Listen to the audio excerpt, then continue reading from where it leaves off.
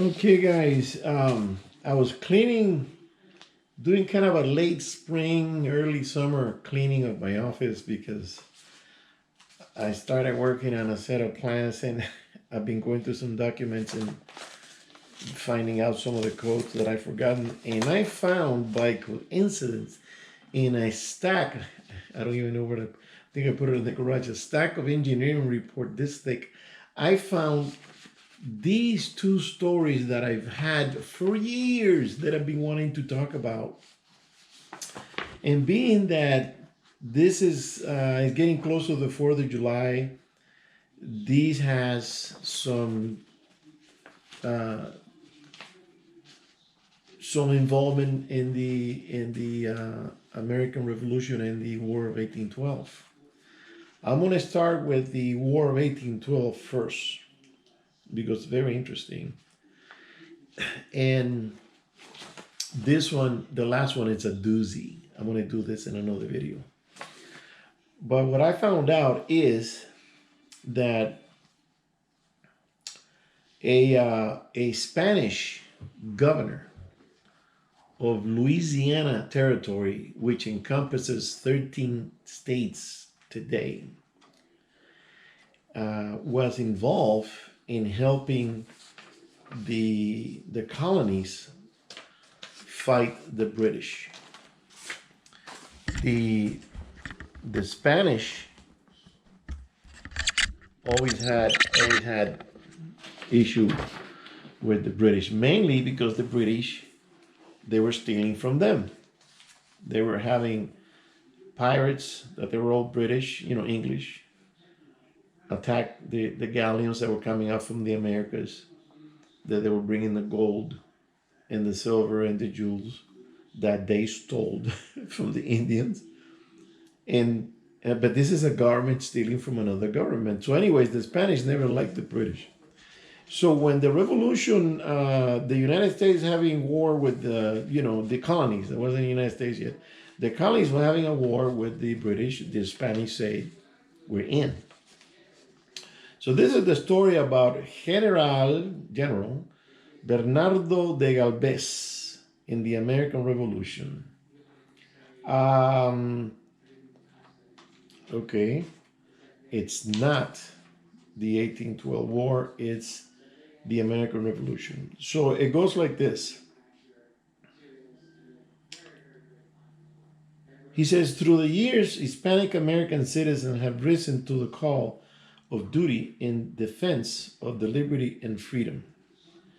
Their bravery is well known and has been demonstrated time and again, dating back to the aid rendered by General Bernardo de Galvez during the American Revolution. It says, few Americans are aware that Bernardo de Galvez, and by the way, this is dictated by Ronald Reagan. He had a ceremony in Texas, and he was talking about this. Few Americans are aware that Bernardo de Galvez was the Spanish governor of Louisiana Territory that encompassed 13 of our present states. They are also unaware that long before any formal declaration of war, General Galvez sent gunpowder, rifle, bullets, blankets, medicine, and other supplies to the armies of General George Washington. And General George Roger Clark, that was another general working with Washington. Once Spain entered the war against the Great Britain in 1779, this dashing young officer raised an army in New Orleans and drove the British out of the Gulf of Mexico. I get a visitor. And let's see, and General Galvez captured 5 British forts in the lower Mississippi Valley.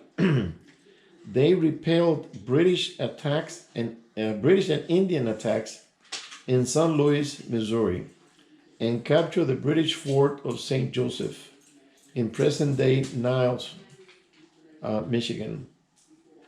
With reinforcements listen to this, reinforcements from Cuba, Mexico, and Puerto Rico, because they were Spanish colonies. So they brought soldiers from all those countries.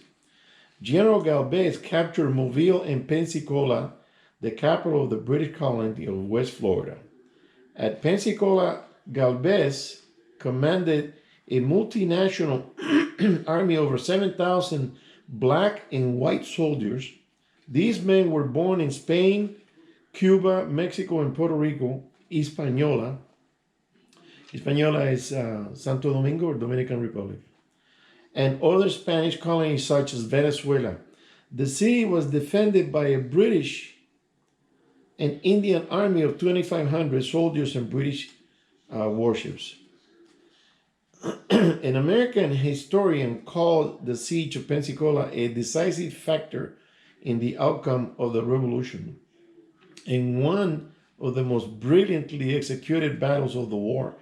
Another historian stated that General Galvez's campaign broke the British will to fight.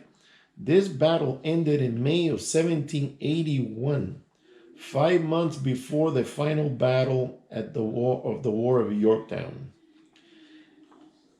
General Bernardo de Galvez and his contributors have been remembered even to this day with a statue and even a city named in his honor, Galveston, Texas. So Galveston, it was Galvez town. They kind of blended in as Galveston, but it was Galvez town, the town of Galvez. United States history textbooks seldom mention an important contribution by our forefathers, allies, Spain, Hispanic America during the American Revolution. They also forget that they helped in the establishment and growth of the first democracy in the modern world. The neglect in reporting Hispanic contribution extend to all periods of American history. Textbooks also fail to mention the role of 10,000 Hispanic soldiers who fought on both sides of the Civil War. Galvez Park and statue in the District of Columbia. The statue was a gift, let's see, from the King of Spain in 1796 to celebrate the American bicentennial and the role of Galvez in the American War of Independence. Okay, experts of a speech given on this location on June 3rd, 1976 by His Majesty Don Juan Carlos I, King of Spain. Bernardo de Galvez, the great Spanish soldier, carried out a courageous campaign in lands bordering the lower Mississippi. This masterpiece of military strategy lightened the pressure of the English in the war against the American settlers who were fighting for their independence. May the statue of Bernardo de Galvez serve as a reminder that Spain offered the blood of her soldiers for the cause of American independence. So this goes to show you that there's a saying that says no man is an island, I think it goes. You can say that no country is an island politically. And that means that every country needs allies to win against a major attack. You need allies. It doesn't matter what language they speak. There's a lot of ignorant people in this country. I mean, the schools, they don't teach anything. There's a famous writer, I forget, George something, that said that the best way to demoralize a country is to deny them the knowledge of their history. So if you don't know your history and you don't have an alliance and you hate people because of what they look like or what they talk like, or different languages, some people speak 5, 6, 7 different languages. It doesn't mean that they're evil or anything like that. It means they're educated. There's a lot of people that if you don't talk with a slang or an accent or something like that, they look at you weird, and it's like you're an alien from another planet. You know, this country was defended and helped by other countries. They sending their soldiers to die for the liberty of the people of this country. Um, there's a, I mean, when I read this, it said it was they sent from the Spanish colonies, you know, Cubans, Mexicans, and Puerto Rico, you know. So now, if you're really true to yourself, if you see a Mexican and everybody hates you say thank you. You should say thank you, because they kicked the British out of the Gulf area in southern Mississippi area.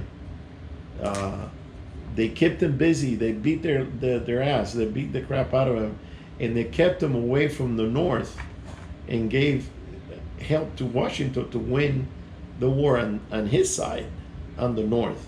He wasn't able to go up and down the eastern seaboard fighting the British down in the south and fighting in the north. None of that. They were even. I got a story here that I got to find, that they were even pirates. I think it was Lafitte. His first name, no, his last name was Lafitte. That he fought helping the colonials, the American colonials in the South, against a crack British troops. They were called the Black Watch.